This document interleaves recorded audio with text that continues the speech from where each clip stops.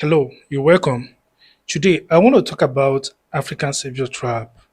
And what do I mean when I say African savior trap?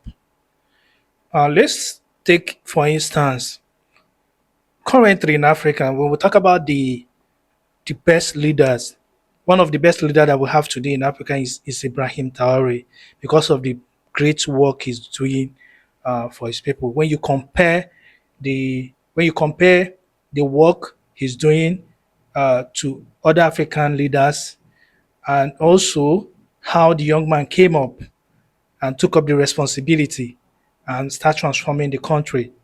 So when you compare him and others, definitely he's one of the best great leaders we have today in Africa.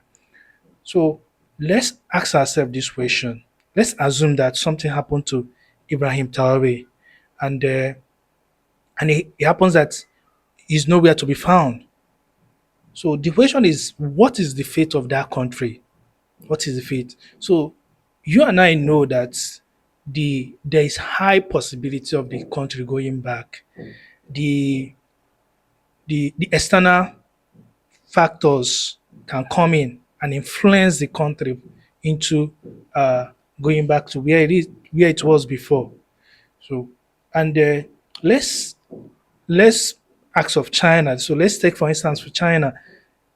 If anything happened to the current Chinese leader today, uh, the chances of the country going down is very, very low because of the system, how the country has transformed itself over time.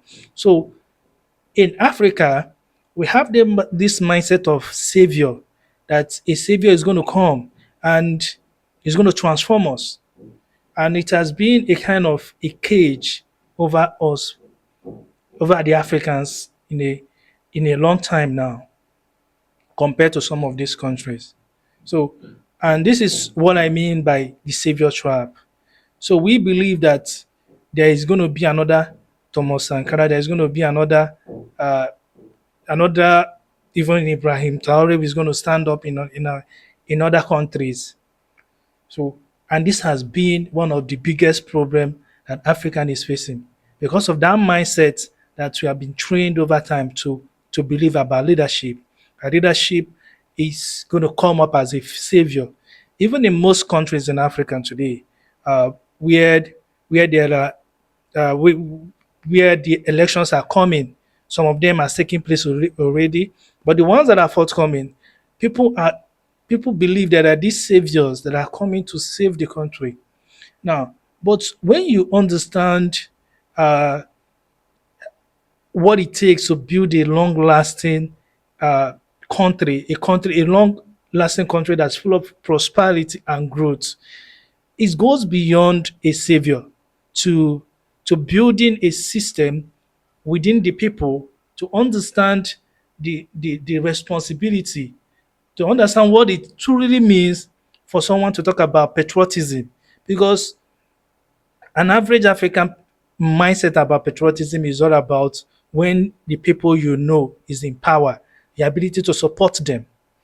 Okay, that is an average African mindset about patriotism. But it goes beyond that. I understand that it's country first, then before politics or politicians second. Okay, but today it's the other way around.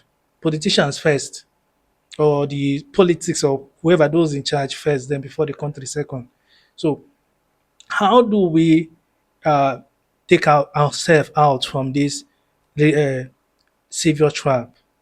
Because once we've been able to understand our current problem, our current challenge, this is where we are, and we cannot understand how we can take ourselves out from this problem. That's when the whole journey is going to start from. So one of the ways we can take ourselves out is, number one, is through re-education. So we have to re-educate ourselves. We have to re-educate our mind, especially the younger generation.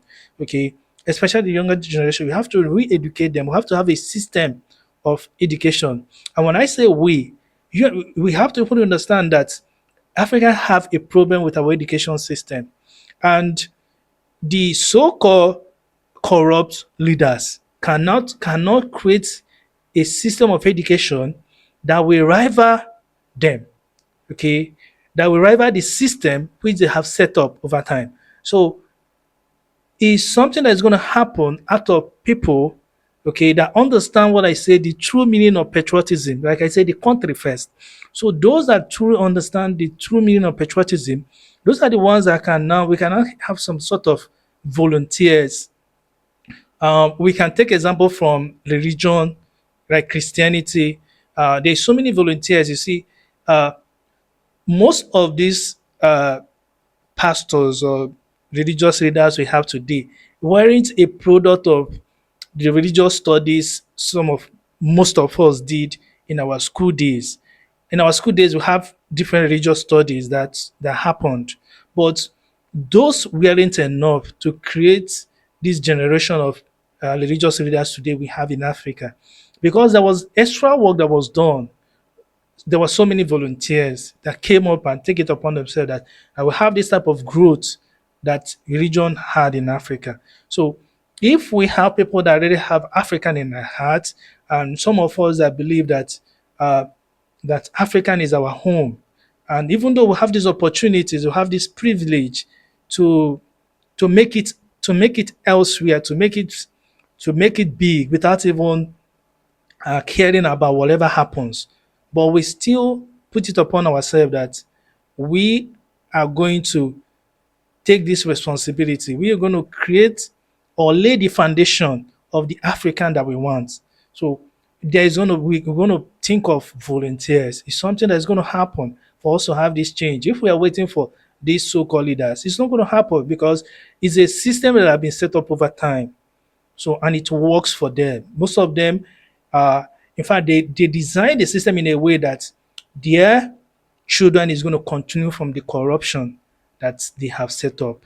So that's why most of them, you already know that their children, their children, they have the best education. They go outside Africa to get the best education. So let's leave that. That is another topic for another day. So, but what I'm trying to say is that for us to for us to get out of this savior trap, we have to think of going to the grassroots. While we educate ourselves at the top, at the top, okay, those of us that have been educated, those of us that have gone to school, we have to equally think of a way to go to the grassroots.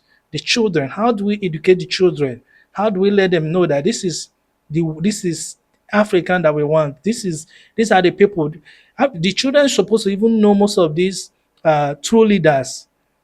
Okay, when you talk about religion, for instance, uh, most of the kids understand religion more than Africans themselves.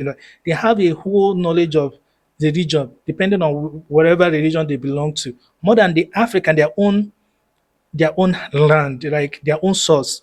Okay, that is to tell you the amount of work that religious bodies have done in order to install this. So if we can do the same, okay, if we can do the same to these children, we create programs for children that will help plant the seed of true African patriotism in them. Then that's what they're going to grow with. Once they grow with it, then definitely it's going to manifest. Like I said, why we're having so many religious organizations today, people are starting their own organization, is because the seed was planted years ago, and people grew up with that, and today is manifesting. So for us to have that Africa, that nobody is worried. What if this good leader die? What if something happened to this good leader? What is going to be our fate? So for us to have an African that is beyond that, then we have to set up a system that goes both to the grassroots and also to the top level, and re-educate the people and make people understand that we ourselves should be able to produce, we should be able to create some of these things we expect from these other people. And we should probably understand that a system is not made up of one person. We can be looking at the president, okay, for instance. Ibrahim Traoré is just one person. There are people, there are cabinets, there are sub cabinets, there. We have so many people in that place. So imagine if those people, those cabinets, those leaders, those sub leaders, that we imagine if all of them have what it means to have the true patriot, to be a true patriotic citizen of Africa, then a lot will be achieved. A lot will be achieved. So uh, we can achieve it through volunteers. The government cannot do it. They understand. See, if they're going to do it, they would have done it so many years ago. They understand because the college system favors them and their family. It favors them and their family. Then there is no need for them to do anything. So it's the common man, the average African, that it does not favor. So and for us to make it right, then we have to think different. So that is it for what I have to say about the savior trap. This is going to be kind of more discussions is going to come up on this, and we'll work on this more and think of more ideas are going to come so that we can be able to make sure that we have a fruitful result at the end. So till next time, take good care. Bye bye.